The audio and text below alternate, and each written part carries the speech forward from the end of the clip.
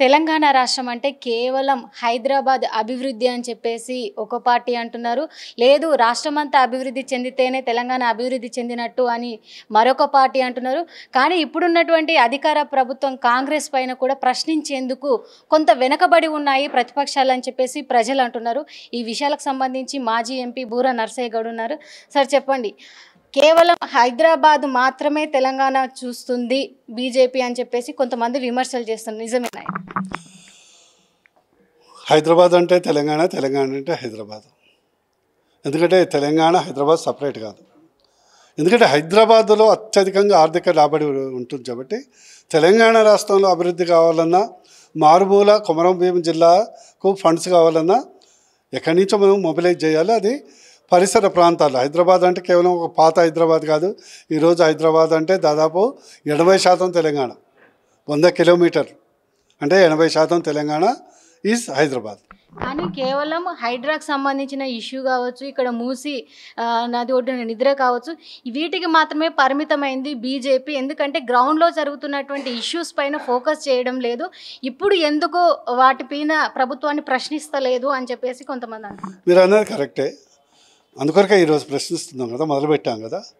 గతంలో మేము ఏంటంటే ఒక ప్రభుత్వానికి వచ్చిన తర్వాత వాళ్ళు 6 మోసపూరితమైన 6 గ్యారంటీలు చెప్పారు, 66 మోసపూరితమైనటువంటి హామీలు ఇచ్చారు. ఒక సంవత్సరం టైం ఇద్దాం. ఎందుకంటే రాగానే ఊరికి ఎమ్మటపడటం అనేది సమంజసం కాదు. చూసే వాళ్ళకు కూడా ఎబ్బెట్టుగా ఉంటుంది. ప్రజలు కూడా అడుగుతారు. ఈరోజు ప్రజలే మమ్మల్ని అడుగుతున్నారు కదా, ఎందుకు మీరు ప్రభుత్వాన్ని విమర్శించట్లేదు అని.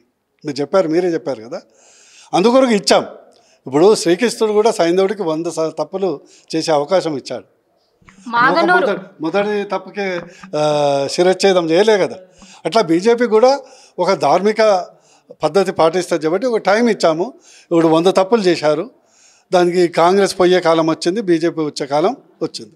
మాగనూరు నారాయణపేట జిల్లా జెడ్పీ హై స్కూల్లో కొంతమంది విద్యార్థులు, అనేక మంది విద్యార్థులు ఫుడ్ పాయిజన్ అని చెప్పేసి హాస్పిటల్లో పాలైనటువంటి సిచ్యువేషన్ చూస్తున్నాము. ఎందుకంటే గత నెల రోజులుగా కూడా ఈ తంతు జరుగుతూనే ఉంది. ప్రభుత్వం ఏదో ఒక సాకు చెప్పి తప్పించుకుంటూనే ఉంది. మరి ప్రధాన ప్రతిపక్షమైనటువంటి బీఆర్ఎస్ కానీ, ప్రతిపక్షమైనటువంటి బీజేపీ కానీ, ఒక్క నాయకుడు కానీ కార్యకర్త కానీ అక్కడికి వెళ్ళి ప్రశ్నించినటువంటి దాఖలాలు అయితే లేదు. కేవలం హైదరాబాద్కు మాత్రమే బీజేపీ వాళ్ళు పరిమితం అవుతున్నారు అని చెప్పేసి వినిపిస్తుంది. దీన్ని ఏమంటారు?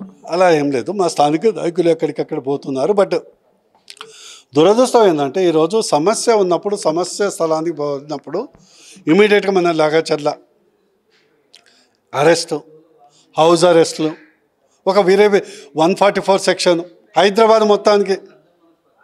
ఇలాంటి పరిస్థితి ఉంటే ప్రభుత్వం తమ గొయ్యి తామే తవ్వుకుంటున్నది. ప్రజలు చూస్తున్నారు. వరుస ఘటనలు మాత్రం ఇంతవరకు మనం ఎప్పుడు చూడలేదు. ఎప్పుడో ఒకసారి ఆ సంవత్సరానికో 2 సంవత్సరాలకు ఒక హాస్టల్లో కొంత ఘటన జరిగేది. వరుస ఘటనలు ఇది ప్రభుత్వం యొక్క పని చేతగానితనానికి నిదర్శనం.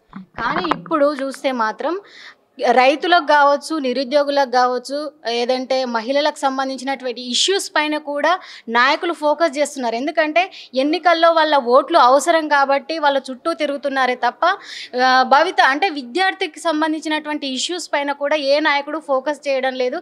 ఎందుకంటే దేశ అభివృద్ధికి విద్యార్థి ఎంతో అవసరం.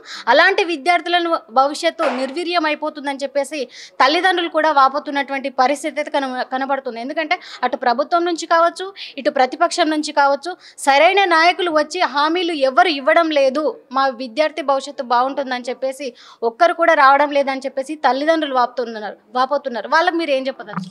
మొదటిగా మీ యొక్క క్వశ్చను అంత యథార్థం కాదు. విద్యార్థుల తరపున పోరాటం చేసేదే బీజేపీ అనుబంధ సంఘమైన విద్యార్థి సంఘం ఏదైతే ఉందో, ఏబీపీ కానీ లేకుంటే యువమోర్చా కానీ, ఫీజు సమస్యలు కానీ, హాస్టల్ సమస్యలు కానీ, బాసర సమస్య కానీ, ఆత్మహత్యల సమస్య కానీ, హత్యల సమస్యలు కానీ, ఈ యొక్క ఫుడ్ పాయిజనింగ్ ఇష్యూ కానీ మొదటగా పోరాటం చేసేదే బీజేపీ. ఎందుకంటే ఇది సుదీర్ఘ సమస్య. మీరు అన్నట్లేందంటే మేము ఒక హనీమూన్ టైం ఇచ్చాం. శిశుపాలుడికి ఎట్లయితే శ్రీకృష్ణుడు 100 తప్పులు చేసే అవకాశం ఇచ్చాడో టైం ఇచ్చాం. అది అయిపోయింది. 365 రోజులు టైము దాదాపు అయిపోయింది. ఇవాళ 27వ తారీఖు. 7వ రోజులు అంటే 365 రోజులు అయిపోతుంది. అందుకొరకు మేము కాదు, ప్రజలు కానీ ఎవరు ఈరోజు కాంగ్రెస్ ప్రభుత్వాన్ని క్షమించే పరిస్థితుల్లో లేరు. మునుముందు ఇప్పుడు ఆంధ్రప్రదేశ్లో కానీ, మహారాష్ట్రలో కానీ, మన జమ్మూ కాశ్మీర్లో కానీ ఎక్కడ కాంగ్రెస్కు అపోజిషన్ రోల్ కూడా లేదు. దేశ రేపు తెలంగాణలో కూడా అదే జరగబోతుంది. దేశ అభివృద్ధి అంటే ప్రధానమంత్రి నరేంద్ర మోడీకి కేవలం అదానియే కనిపిస్తున్నారే తప్ప మిగతా వాళ్ళు కనిపించడం లేదు. తెలంగాణ రాష్ట్ర అభివృద్ధి తనకు కనిపించడం లేదు అని చెప్పేసి కాంగ్రెస్ వాళ్ళు అంటున్నారు. దీనికి మీరేమంటారు? ఓ బేగానా షాదీ మే అబ్దుల్లా దివా అన్నట్టు అదానా ఎందుకు మహేంద్ర మధ్యలో. అదాని అందరికి అత్యంత మిత్రుడు అదానికి మన ముఖ్యమంత్రి గారు, తెలంగాణ ముఖ్యమంత్రి గారు. ఎందుకు దాని గురించి కానీ మీరు ప్రత్యేకించి ఈరోజు రాష్ట్రంలో అంతో ఇంతో అభివృద్ధి జరుగుతుంది.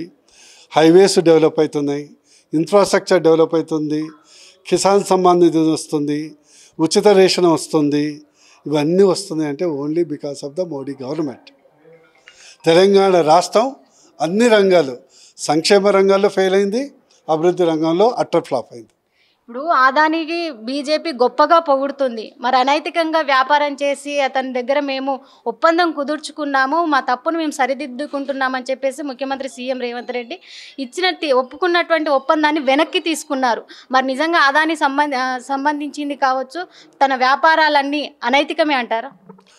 ఒకటి చూడండి, మీరు ఒకటి ఏంటంటే భారతదేశంలో ఇది ఒక చాలా విచిత్రమైనటువంటి సెల్ఫ్ హార్టింగ్ ఫిలాసఫీ ఉంది.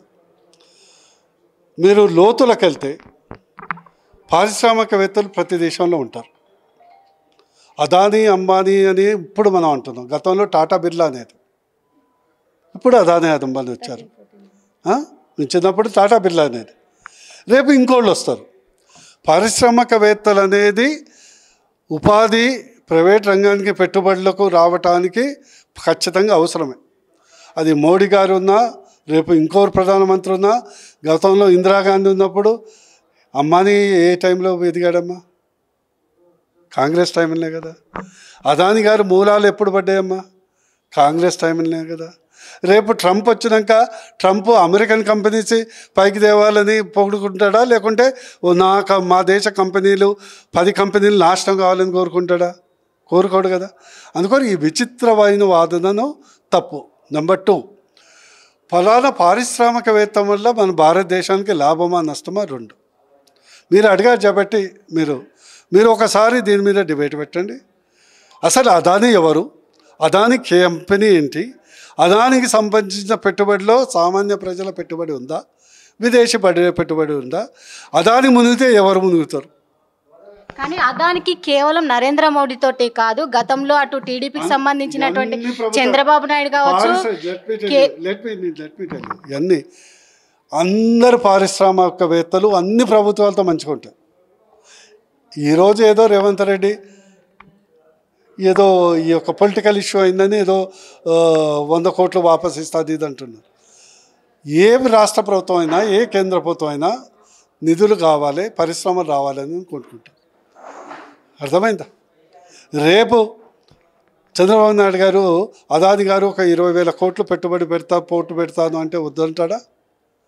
అక్కడ రాష్ట్రానికి నష్టం కాకుండా చూసుకోవాలి, పారదర్శకంగా కావాలి అంతేగాని బట్టగాటే చేసి భారతదేశానికి నష్టం వాటిల్లే విధంగా చేయడం మనకే నష్టం అవుతుంది. ఈరోజు మీకు చెప్తున్నాను, మన దేశంలో, మన రాష్ట్రంలో ఎంప్లాయీస్ సంఖ్య 4 లక్షలు. బట్ రిలయన్స్ ఒకటే కంపెనీలో, అంబానీ కంపెనీస్ని, ఒక రిలయన్స్ కంపెనీ 9 లక్షల మంది ఉద్యోగస్తులు ఉన్నారు. అర్థమైందా? మరి ఆ కంపెనీని మునిగిపోవాలంటే 9 లక్షలు రోడ్డు పడేసినట్టే కదా. అందుకొరకు ఈ యొక్క రాహుల్ గాంధీ ప్రత్యేకించి ఆయన కేవలం ఒక రాజకీయ ఉద్దేశంతో క్రోనిక్ క్యాపిటలిజం, కరప్ట్ ప్రాక్టీసెస్ చేసి, నువ్వు అదానికి బ్రహ్మరథం మీ ముఖ్యమంత్రి పడతాడు, సిద్ధరామయ్య గారు బ్రహ్మరథం పెడతారు, ఆమె ఉంది కదా తమిళ, ఆమె బెంగాల్, ఆమె మమతా బ్రహ్మరథం పడుతుంది, రాహుల్ గాంధీ పక్కనే కూర్చున్న డిఎంకే బ్రహ్మరథం పడతారు, సిపిఎం కేరళలో బ్రహ్మరథం పడుతుంది, మా రాష్ట్రంలో వచ్చి పెట్టుబడులు పెట్టాలి. మా రాష్ట్రానికి పెట్టుబడులు వద్దని మీరు చెప్పండి, ఇదే ఈ డబుల్ స్టాండర్డ్ హిపోక్రసీ అనేది మన దేశానికి రాష్ట్రానికి చాలా నష్టం. ఇప్పుడు విదేశీ పెట్టుబడులు కావచ్చు, అదేవిధంగా ఇతర ప్రైవేట్కి సంబంధించినటువంటి అంబానీ లాంటి వాళ్ళు, అదానీ లాంటి వాళ్ళు కావచ్చు, ఈ రాష్ట్రంలో పెట్టుబడులు పెట్టేది రాష్ట్ర ముఖ్యమంత్రులు, అంటే అధికారంలో ఉన్న వారి కేవలం కమిషన్ల కోసం మాత్రమే వాళ్ళని ఇక్కడికి తీసుకొస్తున్నారు అనే ఒక ఆరోపణ ఉంది. అది నిజమే అంటారు? ఒకటమ్మా, అందరూ స్వాతముచ్చాలే సరేనా. నేను ఒక పొలిటీషియన్గా, ఒక డెవలప్మెంట్ ఓరియంటెడ్ పర్సన్గా పెట్టుబడి వచ్చిందా రాలేదని ముఖ్యం సరేనా. మిగతా వాళ్ళందరూ స్వాతముచ్చారులాగా ఎవరు మాట్లాడుకుంటే మంచిది. నా తెలంగాణ రాష్ట్రానికి 1,00,000 కోట్లు వస్తుందంటే 1,00,000 కోట్ల వల్ల నా తెలంగాణ రాష్ట్రానికి ఏం లాభం అనే ఆలోచిస్తాం. అంతేగాని మీరు చెప్పినట్లు వచ్చిన ప్రతి ఒక్కరి దగ్గర మీరు బురద చల్లుకుంటూ ఉంటే జరిగేది, ఈరోజు మీరు మిక్కి టీవీ పెడతావు, ఎవరో ఇన్వెస్ట్మెంట్ పెట్టారు కదా, నువ్వు ఓనర్ కాదు. ఆయన ఎట్లా సంపాదించుండో నీకు తెలుసా? ఇన్కమ్ ట్యాక్స్ పూర్తిగా కట్టిండో లేదో తెలుసా? జిఎస్టీ పూర్తిగా పే చేస్తుండో తెలుసా? ఎందుకు మనకు రాష్ట్రానికి సామాన్య ప్రజల యొక్క ఆర్థిక స్థితిగతులు మెరుగుపడాలి, దాని కొరకు మనం ప్రయత్నం చేయాలి, ఆలోచన అంతా ఉండాలి. ఎక్కడ తప్పు జరిగితే డెఫినెట్లీ ఎండగట్టాలి, స్పెసిఫిక్ అంతేగాని జనరల్గా వద్దు. దానివల్ల దేశానికి నష్టం, రాష్ట్రానికి నష్టం. ఓకే, టీడీపీ కానీ, కాంగ్రెస్ కానీ, బీఆర్ఎస్ కానీ, ఈ ముగ్గురుకు సంబంధించినటువంటి ముఖ్యమంత్రులు అదానితో ఒప్పందం కుదుర్చుకున్నారు వ్యాపారం కోసమై. మరి బీజేపీ తెలంగాణలో అధికారంలోకి వస్తే అదానితో ఒప్పందం కుదుర్చుకునేటువంటి అవకాశం ఉందా according to industrial purpose? Adani కాదు, వస్తా అంటే ఉసామా బిన్ లాడెన్ కూడా పెడతా అంటే పెడతాం, డబ్బులే కదమ్మా. ఇప్పుడు ఉసామా బిన్ లాడెన్ కూడా చాలా రిచెస్ట్ పర్సన్ సౌదీ అరేబియాలో, వాళ్ళ ఫ్యామిలీ. ఆయన టెర్రరిస్ట్ కానీ వాళ్ళ ఫ్యామిలీ చాలా రిచ్ పర్సన్స్. వాళ్ళు వచ్చి రేపు చుట్టుపక్కల ప్రాంతాల్లో ఒక 50,000 కోట్లతో పరిశ్రమ పెడతామంటే వద్దంటామా? ఈ భలే ఉన్నారు మీరు. ఈ యొక్క నెగటివ్ మెంటాలిటీ అనేది తీసేయండి. తప్పుని స్పెసిఫిక్ ఫలానా వ్యక్తికి ఈ యొక్క అనైతికంగా లాభం చేకూర్చారు, ఆ పాయింట్ మీద మాట్లాడతాం. నేను సీఎంని ఏం కాదు, నాకు వచ్చేదేం లేదు, ఉన్న వాస్తవం చెప్తుంది. ఎందుకంటే పేద మధ్యతరగతి వాళ్ళు బాగోగులు కావాలంటే పెట్టుబడి రావాలి అనేది నా యొక్క ఆకాంక్ష. ఓకే, రాష్ట్ర అభివృద్ధికి సంబంధించినటువంటి ప్రతి అంశంలోనూ బీజేపీ ముందంజ ఉంటుంది. అదేవిధంగా ఇక్కడ రాష్ట్రంలో ఏదైతే పెట్టుబడులకు ఇండస్ట్రియల్కి సంబంధించి కావచ్చు, ఇండస్ట్రియల్ పార్క్ సంబంధించి కావచ్చు, ఏదైతే ఫార్మా కంపెనీకి సంబంధించి కావచ్చు, పెట్టుబడులు పెట్టడానికి ఎవరు వచ్చినా కూడా మేము స్వాగతిస్తాం. ఎందుకంటే రాష్ట్ర అభివృద్ధి మాకు ముఖ్యం. వచ్చినటువంటి అధికారిక కాంగ్రెస్కు సంవత్సరం కూడా పూర్తి కాలేదు. ఒకవేళ సంవత్సరం పూర్తి అనంతరం కూడా ఏదైనా సమస్యలు ఎదురైతే కూడా మేము పెద్ద ఎత్తున ఉద్యమిస్తామని చెప్తున్నారు బీజేపీ మాజీ ఎంపీ బూరా నర్సయ్య గౌడ్.